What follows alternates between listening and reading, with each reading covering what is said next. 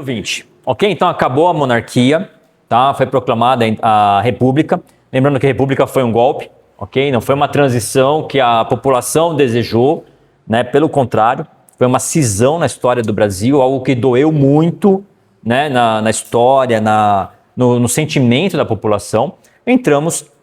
Então, estamos aí à beira do século XX, tá? Mas a gente vai falar sobre as igrejas e denominações que vieram para o Brasil e a gente vai ver que algumas delas chegaram aqui antes da proclamação da República. Isso é muito interessante, tá? Aliás, nós já falamos sobre isso na semana passada, né? A gente falou sobre a chegada da Igreja Presbiteriana, fundação do Mackenzie, do Colégio Batista, a gente já tocou nesse assunto. Então vamos para o século XX. Bom, então já existiam algumas bases protestantes no Brasil. Quais são essas bases protestantes? Os irmãos de denominações históricas, ok? Então, se eu já tinha aqui batistas, presbiterianos, congregacionais, metodistas, então a base protestante já estava posta, diferente da base católica que nós tínhamos. Então, a gente já dividiu e já colocou o pé, ok? Então, isso é muito importante, por quê? Porque nós não podemos perder as nossas origens. A nossa origem está nas igrejas históricas. Por isso que eu falo sempre que nós precisamos honrar quem vem antes de nós, tá? Mas eles não eram continuistas no sentido de dons. Não eram. Mas eles foram importantes para que nós estivéssemos aqui. Eles trouxeram bases doutrinárias importantes e nós vamos beber dessa base doutrinária. Então você vai lembrar que a Assembleia de Deus sai da onde? Da Batista. Quem bancou esses missionários para virem para cá? Os batistas. Entende? Então nós precisamos compreender que aquilo que eu falei na semana passada. Precisamos honrar quem veio antes, compreendendo que o Espírito ele vai fluindo, tá? Então já existia uma base protestante no Brasil. Então não era já o primeiro choque de desbravamento já tinha acontecido. Então já tinha derrubado, por exemplo, aquela lei que eu li na primeira Constituição. Lembra que eu li na Constituição? Só podia ter igreja sem cara de igreja e sem fazer proselitismo, sem pregar. Ok? Nesse ponto da história, isso já tinha caído por terra. Opa, alguém já passou por essa picada e já fez uma estrada. Perceberam? Tá? Então, nós precisamos entender esse contexto histórico. Tá? Outro ponto importante, movimento missional norte-americano. Os Estados Unidos, como eu já citei também na semana passada, mandaram missionários para o mundo inteiro e muitos deles eram bivocacionados. Vocês lembram do significado dessa palavra? São profissionais de diversas áreas que, olha, você vai para o Brasil para fazer estrada de ferro, por exemplo. Legal. Só que o camarada vem com uma base teológica suficiente para ele começar um culto. Ok? Então, essa história é muito importante e esse ponto ele é crucial para compreender as missões, principalmente norte-americanas, que vão influenciar as missões canadenses e australianas para, por exemplo, evangelizar a Coreia. Ok? Então, na Coreia e no Japão existiam proibições de entrada de missionários, como missionários. Mas dentista pode entrar, médico pode entrar, enfermeiro e enfermeira pode entrar. Então, o evangelho entra na Coreia e no Japão, já no século XIX e XX, na mão de irmãos bivocacionados, principalmente na área da saúde. Ok? Então, se perceba que não tem nada de novo e nós podemos usar essas estratégias. E é por isso que quando alguém vem conversar comigo, ô pastor, eu quero ser missionário. Glória a Deus. Quantos idiomas você fala? Né? E você já vê o brilho murchando assim.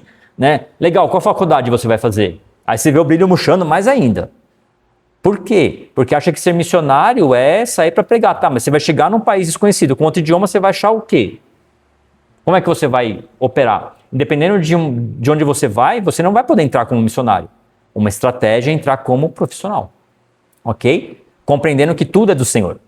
Né? Todas as áreas devem ser tocadas pelo Evangelho, ok? Então, ontem, por exemplo, eu fui dormir bem tarde, porque nós recebemos nosso afilhado, a gente comenta, né? Que nós apresentamos ele, e hoje ele está com 22 anos, e em um dado momento ele me falou, tio, eu quero ser missionário. Primeiro ele queria fazer tudo, etc. Aí foi fazer a escola de missões, voltou da escola de missões, tio, vou ser missionário, decidi, ok, é isso. Eu falei, glória a Deus. Qual faculdade você vai fazer? Não. Se não fizer faculdade, não vai para missões. E ponto final. O que você gosta? Então lá na escola eu desenvolvi um trabalho de futebol com os meninos da base comunitária, que a gente atendeu, não sei o que e tal. Eu posso fazer educação física? Pode. Pode sim. É uma faculdade, é digno. Tem gente que vive de dar aula de esportes. Vambora. O tio paga para você, você vai fazer aula de educação física, você vai fazer faculdade de educação física e tá tudo certo. Mas, e hoje ele tá onde? Liderando uma base com projeto de futebol e de esportes. Entende? Com 22 anos. Então a gente precisa compreender e capacitar a igreja, não só, percebam esse só entre aspas, tá? Não apenas na Bíblia. A Bíblia é o café com leite, você tem que saber para ser crente. Agora, para evangelizar, você precisa compreender que nós precisamos tocar a sociedade. Eu preciso ter mecanismos. Então fica a dica. Então o pessoal está queimando e querendo ir para missões, glórias a Deus. Mas precisamos de ferramentas para tocar a sociedade. Ok? Algum comentário, pastor? Alguma coisa? Eu queria saber uma coisa. Fugindo aqui da igreja brasileira, eu vi um comentário de que a igreja cubana ela já foi muito forte. Sim. Antes da Revolução Cubana, vieram vários missionários, e se eu não me engano, tinha um dizer dentro da igreja cubana que era assim: envie missionários. E eles não enviaram missionários, eles não enviaram missionários para lugar nenhum. Tá. E aconteceu. Uau. Eu não sei desse detalhe, mas eu sei que a igreja cubana era realmente muito forte. Eu ouvi um comentário, disse que tem um livro, que ele até é proibido, assim, até pra gente. Eu não sei que livro que é. Tá. Tem um livro que conta a respeito desse ponto, de que a igreja cubana era muito forte. Sim. Que eram missionários que vieram da América do Norte. Porque, na verdade, Cuba, não sei se vocês já olharam no mapa, eu já fui nesse lugar que eu vou falar, nos Estados Unidos, no sul da Flórida, tem uma estrada que é a Estrada Zero, Estrada Federal Zero. Se você olhar no mapa, ela não aparece, porque ela vai pingando em várias ilhazinhas, e quando você chega nessa cidadezinha, que é a cidade mais ao sul dos Estados Unidos, você está mais perto de Havana do que de qualquer cidade dos Estados Unidos. Ela está a 56 quilômetros de Havana. É muito perto, muito, muito perto.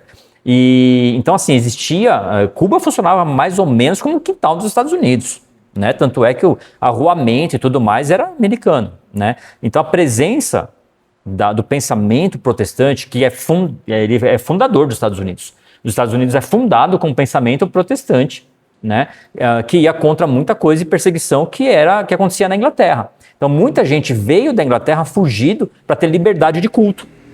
Ok? Porque na Inglaterra você tinha a monarquia e a igreja anglicana e é o que podia, né? Fora isso não podia. Então muita gente vem para colonizar a América do Norte nesse sentido. E em Cuba você tinha esse pensamento, né? Você tinha uma extensão disso, porque Cuba funcionava como uma extensão dos Estados Unidos.